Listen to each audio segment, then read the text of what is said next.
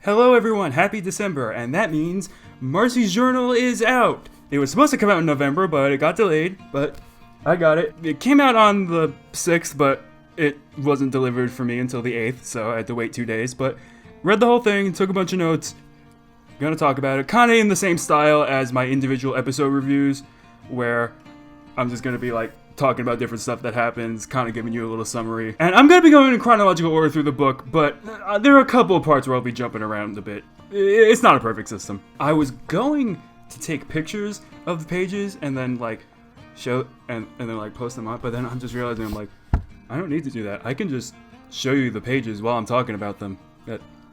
That'll save me a lot more effort, won't it? Spoilers, if you have not read Marcy's journal and you intend to and you don't want to get spoiled, then read the book before watching this video.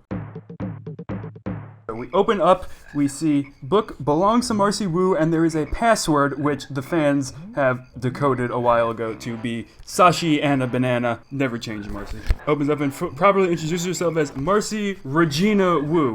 What the actual Marcy's parents? You didn't have to do that to her, but you did. Wade W. Wilson out of Regina, Saskatchewan. She calls the journal Joe, spelled J-O. It was originally supposed to be for Creatures and Caverns backstories and maybe some fanfics, but it became an actual journal. The first entry ends prematurely because she falls down the stairs, as we all know. Apparently calling newts salamanders is highly offensive, which, I mean, you could say that, oh, yeah, I mean, this was before Marcy knew, but it's not the only time she said that. I study salamander brains.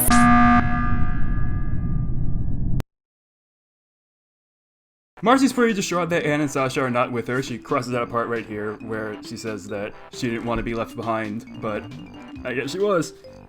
She meets Olivia. Olivia takes her to meet Andreas. We saw that part on the show and all in. In general, this first section of the book has the most new information as we learn what Marcy was doing during season 1 and early season 2.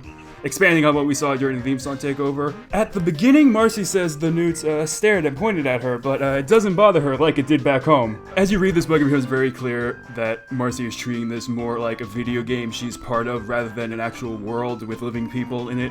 Which, I mean, not that she doesn't know they're alive, but she's almost sort of acting like they're characters. I mean, it's something she grows out of eventually, but near the beginning it's pretty prevalent. You know, she was a pawn in a grand scheme, but she's kind of treating everyone else like pawns. Marcy talks about the bridge she helped build and the statue that was built there. We saw that in the scavenger hunt. Below this is our first of many shipping moments. There are a lot of them. Marcy clearly has crushes on Anne and Sasha, which was already hinted at before, but look at her blush. Look at her blush! Okay, so she passes by the night guard. They're the people who wear the outfits like Marcy wears. She wants to join them because they do all the cool missions, and maybe she'll get a chance to find Anne and Sasha that way while going on missions. So she approaches the night guard, and they give her a test. It's collect the egg of this giant golden crab. And she consults Andreas about it, but Andreas is pretty preoccupied at the moment because of, you know, frogs not paying their taxes, and the Toad Lord's always disappointing him. And, you know, that kind of leads to a segue where she talks about, like, the species-based caste systems, but anyway, so Marcy does it. She digs a tunnel and redirects some air pressure from a geyser and knocks the crab away and gets the egg. And she wasn't supposed to succeed. The whole test was the Kobayashi Maru, where she was supposed to learn that, oh, some things are unwinnable. You can't always succeed. But she succeeded anyway, and they promoted her to Chief Ranger immediately, and she got her own little squadron. We have Javi and Kettle and Femur. You saw them at the end of the theme song takeover, but they were kind of just generic characters there. Oh shit, I hit the fan. They don't get along with Marcy at first. They mentioned that their previous captain, Ernst, disappeared mysteriously, and they're kind of not trusting of someone new. But they fought this giant cobra together, and eventually they became good friends. We have another Marcy misses the girls moment. Marcy talks about how she beat Andreas at Flip Award, and just like Andreas mentioned in True Colors, this led to him asking about her home life, and it all came spilling out. Marcy's scared of how Anne and Sasha would react, and Andreas tells her it's best if they don't find out. He knows what it's like to lose friends. All the moments where she's like, Andreas is such a good friend. He's asking me all these questions about Earth's technology and weaponry. Wow, he's so interested. I don't like this. She's having a good time. We know he's just stringing her along and making her feel important, although he comes to care for her. That doesn't change the fact that he hurt her so much. They bond over having strict fathers, you know. Marcy's team is tasked with stopping someone burning libraries throughout the city. This is the main story arc of the pre-Anne section of the book. Javi and Kettle say the perp seems to be members of a cult called the Order of the Olm. And then Marcy proceeds to talk about how Olms and how it doesn't make sense for a cult worshipping Olms to burn historical records. They question Jerry, the food vendor, who said that the attacks were done by a lanky newt wearing a snake mask. At the side of the wreckage, Femur found the first of 4 ancient writings found in the book, which thankfully someone on Reddit already translated. It makes things easier for me. The first one, which I'm reading off my iPad, says, "The 3 stones of power, we thought they were a gift, but they are more likely a curse. One was found in each of the 3 lands, and great wars were waged by nations hoping to possess all 3. These great stones would make nearby crops grow better, they could heal wounds and cure the disease of those who touched them. Most of all, though, they could destroy the foes of those who wielded them." So we get some more insight on the Calamity Gems. We learn more about some of the cool things they can do. Okay, the team thinks the cult is traveling secretly through the sewers, which leads into Marcy talking about how awful the sewers are and how she needs to improve those, which she ultimately did. But they find this homeless guy there who gives them some disguises and a map to the cult in exchange for Marcy's Tama Buddy, because this old man just really wanted a friend. Aww. They find out the next ambush will be at the Archives of Antiquity, and thus the squad plans to ambush the ambush. Marcy, she's really bonding with her team. They give her crossbow, and, you know, she's looking at these friends bonding, and she's like, I don't need to hide what I did from Anne and Sasha. Nothing can break friendships apart. She won't think like this forever, of course, but we see their zodiac signs, which I had to look up which those symbols meant because I don't know what the zodiac symbols are. But Marcy's an Aquarius, which means she's the oldest somehow. She always came across as the youngest, but no, Marcy's the oldest, then Sasha, she's an Aries, and Anne's the youngest, she's a Gemini. That I already figured out months ago because, I mean, it makes sense. You could just kind of calculate that because 5 months in Amphibia plus another month or so until Christmas means Anne has to be born in Gemini zone. Anyway, back to the cult mission. The leader, Goldmask, turns out to be Ernst all along. Anime betrayal. Top 10 anime betrayals. Shit went down, everything got completely burnt except for one half-charred page, and Ernst says he'll be waiting for them at Dawnblood Castle before departing. This is that page, and this is without a doubt the most important of the 4 ancient writings in the journal. The inventor of the box, the wisest newt of them all, she managed to unite the kingdoms under one banner. A banner of interdimensional conquest and ambition, peace came to Amphibia, and with it a golden age. However, this peace led to the conquest and subjugation of other worlds. The inventor of the box faded into obscurity. Burdened by guilt and sadness, it is said that even death could not hinder her quest for redemption, and that she still travels the world in spectral form alongside her winged purple companion to this very day. What is her duty? Will her soul ever find peace? So yeah, Valeriana invented the music box. We never knew quite what was up with her, but I wasn't expecting this. Someone pointed out how she mysteriously disappears after the box is destroyed. So after all that time, she's finally atoned for her sins and she's found peace. Okay, so the leader of the Night Guard says that this case is officially closed, and Marcy has some choice words for him. She goes to Andreas about the thing, and he's like, yeah, no, my hands are tied, I can't do anything. And she says, nuts to that. She'll go on her own mission. She finds out that the ship called the Green Lady will be sailing to Dawnblood Island, and she adds some extra crew members to the manifest, her team.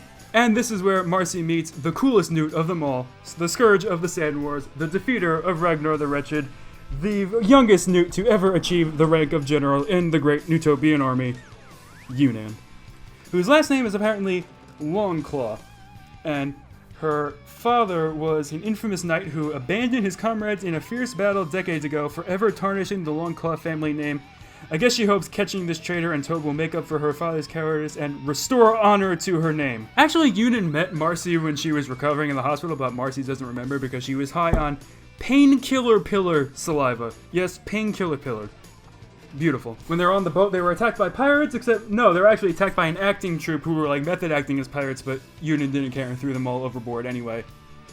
Marcy's obviously feeling a little guilty about her own betrayal, and she's kind of talking to her friends like, hey, you know, maybe you should give Ernst a chance. You know, sometimes people make crazy decisions with good intentions, and the team is not having it. They're just like, shut up, Marcy, we're not doing this right now. Eventually, they get to the island, and Yunnan leaves, saying she'll come back for them once she catches Grime, because that was her mission at the time.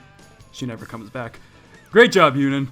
Marcy notices the futuristic ruins of Amphibia's ancient past, and this leads to a lot of speculating, because obviously if you're in this world which seems like kind of like ancient or medieval at best, and suddenly you see futuristic stuff, of course you're going to be speculating like crazy.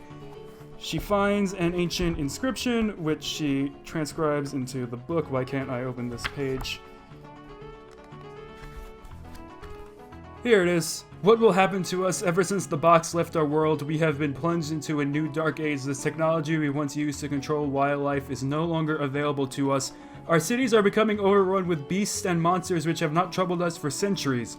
We cannot stay here. We must leave and find a new way to live. Oh stones, oh glorious mother, why have you abandoned us? Is this our punishment? Did our greed bring us here? Yes. But yeah, this Bloodstone... Not Bloodstone, what was it? Dawnblood, excuse me. Dawnblood Islands, they were an advanced civilization, part of Amphibia, and they just fell apart without the box. Marcy can play the violin. Did you know that? Well, now you do. They reach this room and the entire wall glowed green and rearranged itself into a path, and Javi claims that Marcy's eyes glowed green. She doesn't really believe it, but we all know it happened. They get past a lot of traps and they find this engineer named Bohm Freet, who was working for Ernst but only as like a paid mercenary. He knows nothing about like cults or ohms or anything like that. It's just kind of paid muscle. And they're like, you know, you're pretty smart. You built this like cool flying contraption. You know, we should join the Night Guard when you're done. Bohm Freet gives them the key to the throne room and they find Ernst there. He announces that an anonymous benefactor, Andreas, offered him the chance to fake his death, burn all historical documents pertaining to a specific legend about the gems and stuff, and use the Ohms as a scapegoat. Apparently he was tired of being a hero of the Night Guard, and the benefactor offered him a way out and plenty of money as a reward. He brought them there because he wants to share his new life with his old team, but the team refused. Yada yada. A big fight happens. Marcy still acts like she's in a video game, but she wins. Ernst says, I have learned that deep inside every hero is the seed of a villain, a beautiful dark flower waiting for the chance to blossom. And Marcy's like, yeah, I don't really care what you're saying right now. And she throws this potion she hastily figured out how to make into his like armor, and it grows some cave ivy seeds with giant mushroom spores, which kind of causes like wood to sprout all over, which like stiffens him up and locks him in place. And the giant weight of his suit just causes him to come tumbling back through the window into the ocean, dead. Marcy killed someone. She did it. He did leave one last scroll behind. It's about the prophecy. The three will come. It is only a question of when and how. Their coming will shake the foundations of this land and let us begin anew. Praise be to the three. Their choice shall reveal salvation or indeed punishment, but beware, dark forces will destroy our history and try to confuse our saviors when they arrive. Mother has foreseen it. Marcy and company are stranded on the island for 7 days because Union didn't come back for them. But until she finds her saving grace, a wild sparrow. It's Joe Sparrow!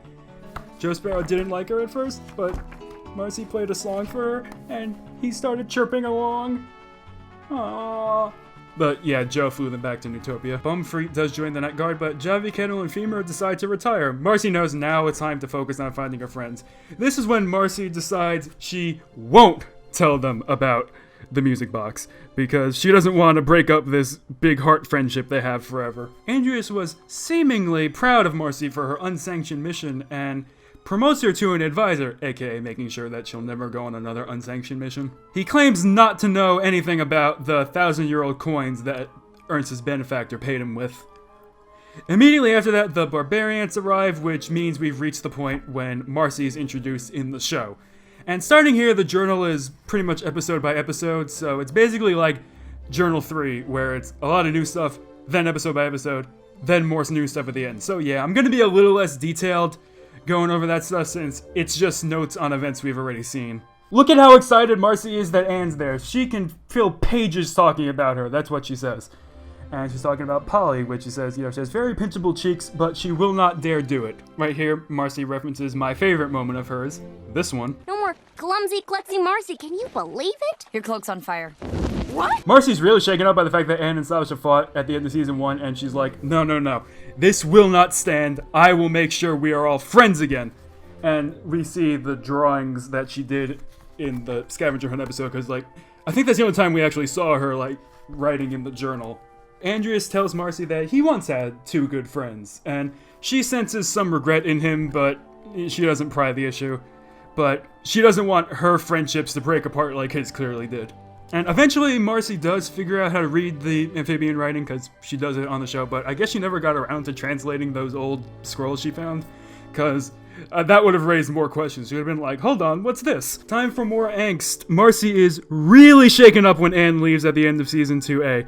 As you can see, she's like, it's like Anne didn't even want to be around me. It just kind of all comes crashing down that, oh, Anne left and Anne is already not on good terms with Sasha. It's like everything we built together is just falling apart. And of course, Andreas gives her his proposition, charge the box, and hold off on returning to Earth, explore other worlds together instead. Marcy doesn't like having to keep another secret, but she's doing it for friendship. Next is the first temple. It's just like The Legend of Zelda, The Ballad of Zorda. Completely different. Original game, do not steal. Marcy's pretty upset with her actions in this episode, because it's like, oh, I was so in the zone, I was so determined to win at this game that I was causing people harm. She promises not to look at things like a game as much as she did before. But she still kind of does in the future. Apparently, Sasha's assertiveness never bothered Marcy because she's still a friend, and Marcy doesn't know what she'd do without her friends. She geeks out over Frobo, of course, because it just ties more into her themes about Amphibia's ancient past.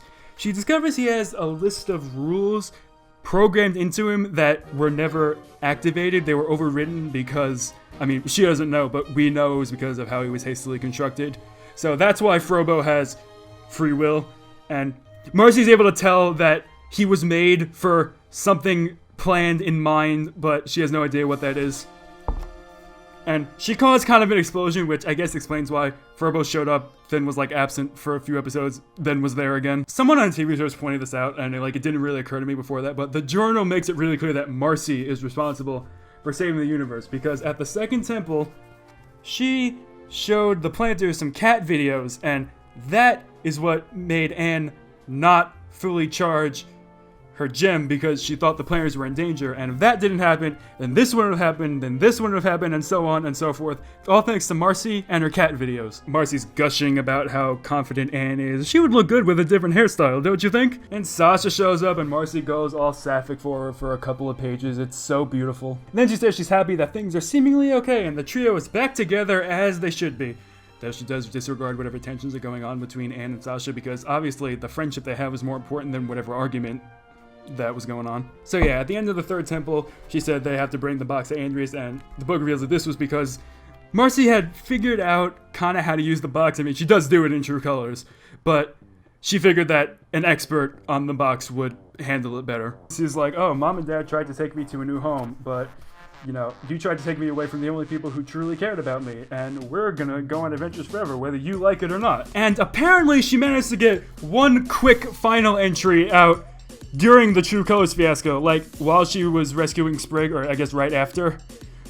Which, I don't know, but as you see the next page, it transitions into the Anne section, which I'm gonna say right now that everyone who thought Anne didn't think about Marcy and Sasha while she was on Earth, this journal proves you wrong.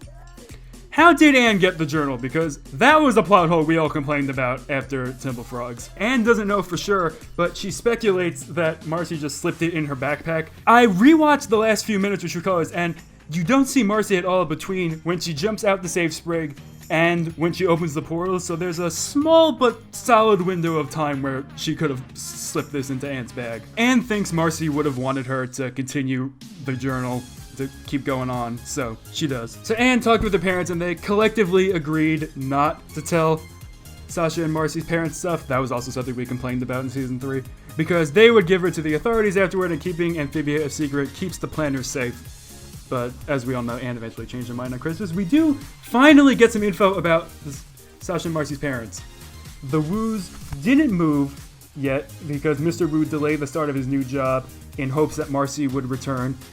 The Waybrights split up when Sasha was 4 or 5. Mr. Waybright remarried, and Mrs. Waybright has a long-term boyfriend who already has kids, but there's no indication that Sasha considers them siblings in any way. And, kind of comes to the conclusion that, Sasha's family life, that's kind of why she was so controlling, because she finally wanted something to go her way. We do have face reveals, and let's get the higher quality picture up here. Marcy's parents, not really too much to talk about, they're kind of generic looking. Sasha's dad is the general from Centaur World, but without a beard. Not the last time I'll reference Centaur World in this video. And Sasha's mom is Carrie Walgren. I mean, just look at her. No, but seriously, look at that Karen haircut, my god. Anne desperately misses her girls so much. She wants them to be alright. She's praying so hard that they're safe, that they're fine. And she doesn't want to think that they're not fine because she'll have a mental breakdown otherwise. She thinks she and Sasha got too used to the roles over the years of Sasha protecting Anne from the bullies, which ultimately led to Sasha taking the lead and Anne hiding behind. You know, it was just easier. You know, Anne wasn't good at making decisions, so just let Sasha make for them. And not only did that stunt Anne's growth, but that also put pressure on Sasha. Anne recalls how she and Marcy met when they were 3. They were on the beach, and Marcy was building this pretty cool sandcastle, and Anne, he's like, oh my god, you're so passionate about your sandcastle, I will be your sandcastle defender. And yeah, the two of them, they hang out, they shove the water away, oh, we're saving the sandcastle, and I mean, it doesn't work eventually, but they found each other, and that's what's important. But Anne is so upset that Marcy clearly didn't feel comfortable telling her certain things about how she felt at home, and Anne worries if she hurt Marcy in some way. Gabby's last name is Williams, apparently, which is not an important fact in any way, but I wanted to mention it. Oh, and that bit with Anne mentioning seeing Domino at the dentist, that was not just foreshadowing, she legitimately saw the Guardian. She's like, watching you is fun. And, I mean, she was plenty high at the time, but she genuinely saw the Guardian. What the f***? Anne's reaction to the events of Spider Sprig was pretty much mirrors my own. Kind of just makes you want to scream. By the way, Terry uses they-them pronouns, pass the knowledge on. And Anne writes down one of Mrs. Boonchoy's recipes in the journal, which is just so sweet. Apparently the caroler that was voiced by Rebecca Sugar, her name is Becca Salt. When she used her God mode powers and escaped to Amphibia, Anne says she felt like she was more in control. Like, was the positivity and encouragement she was getting from her family and friends actually affecting her powers? I mean, it's the Stone of Heart, so I'm gonna say yes. Anne makes it back to Amphibia, and now it's her turn to be all sapphic for Sasha. She likes the new Sasha so much, and she hopes that she can make Sasha realize just how much she's changed, because Sasha hasn't really, internalized that yet. Anne later admits she's frustrated that the Resistance hasn't made any progress in rescuing Marcy, and yeah, Sasha's bummed too. Anne rightfully speculates that the frog on the vase was one of Andreas' lost friends, and correctly predicts that some secret involving those friends will be the key to defeating Andreas. There's an entire page of Killapillar drawings, so I was gonna show that to you in full force, just so adorable. Okay, Anne's last entry starts on the next page, which is right before the Resistance heads to Utopia for the final fight. She feels like she could do anything because so many people believe in her. The old, irresponsible, selfish Anne is gone. Now Anne wants to dedicate everything she has to protecting her loved ones. She's so thankful for the Planters and Sasha and Marcy, and if Marcy has to move away, then she and Sasha will love her still. Here is the end of Anne's entry. Here is Marcy starts again. She starts again during the hardest thing, after the core is destroyed, but before they leave. She's done lore gathering and speculating and all that. She's not going to question why the Guardian resurrected Anne, because that doesn't matter. All that matters is that Anne is safe, that Amphibia is safe. That's all you need. She admits having a lot of blank spots in her memories, because she's like, oh, I don't even know what happened after I got possessed. I mean, what even was that? And the whole gang slept on that grassy field before leaving Amphibia. So now we got some stuff what happened during the time skip. Not a whole lot, but some stuff. All 6 of the girls' parents were there when they came out of the portal. Yes, even Sasha's. Marcy apologized to her parents for selfishly running away and making them worry, but they said that doesn't matter. But now that Marcy's back, they are gonna have to leave, because, you know. But once Marcy properly recovers from her injuries and spends some time with her friends in LA. Marcy reaffirms that even when she moves away, even when she seems like she's alone, she never will be. Apparently Mr. X and his department are trying to cover up the frog invasion by claiming it's a Hollywood film shoot gone wrong. I'm not quite sure how anyone believed that, but it's consistent with the epilogue, so I'll roll with it. Terry tried rebuilding the portal, but it never worked. Marcy chatted with them, and they speculated that the gems emanate some sort of interdimensional energy, so that without them, they can't make the portal work at all. But Terry and Mr. X are hopeful that they can find something. More on that later. Marcy saw a therapist, of course, and also several doctors who noted that the big scar on her chest is healing surprisingly well, considering she got impaled with a giant laser sword. Oh look, you're still functioning. Anne and Sasha, they spent a couple weeks hanging out. They played Creatures in Caverns. They went to the beach. They went to a claw machine, as you could maybe see right there, that we have another cameo. Wama Wink Marcy's happy that all three of them have leveled up into better versions of themselves. They communicate with each other better. They listen to each other better. You know, they've all changed for the better. Happily hugging at the end, Marcy calls them her loves. Anne and Sasha will always be part of her no matter where she goes. And apparently she went to Hopkinton, Massachusetts, which I'm sure it's a quick drive away from Gravesfield, Connecticut, you know. But yeah, we could have head to 10 years later where Marcy writes in green. She says she just found this journal while searching through some old belongings. I was like, hey, well, I might as well write in here. Her webcomic is called Amphibian, the story of Anne Boonchoy. Well, inspired by Anne Boonchoy. And I love this reference to the show's very first title, because it was Amphibian, then it was Amphibiland, then it was Amphibia. Which, I think Amphibia works best for the title of the show, but Amphibian is clever, and I like that they're using it in some way. Marcy says it's healthy that the three of them didn't keep in touch constantly, because it's good to do your own thing sometimes. She gets on the plane so she can be there for Anne's birthday. She's only supposed to stay for a few weeks, but she decided she'd like to stay longer, and she can bunk with Sasha as long as she wants. I mean, you can work on a webcomic from wherever, right? That evening, after they all go out for drinks, Terry calls and says, hey, I've got some good news. Come by the lab tomorrow. So, presumably they can go back to Amphibia. Yes! Finally! The two worlds are reunited. I'm so happy that they're not separated forever. I mean, I had that fanfic series, which is now Canon Divergence, but the fact that canon is now better than the scenario I invented is like so good. It ends with a self-portrait and some signatures, and it took me way longer than I should have to realize this, but there's a flip book at the bottom right corner. Let's see if I can adequately capture this. Actually, no, I'll record separate footage of it and just show it on the screen. It is better that way. And of course, the three of them are inevitably gonna become a throuple now that they're together again.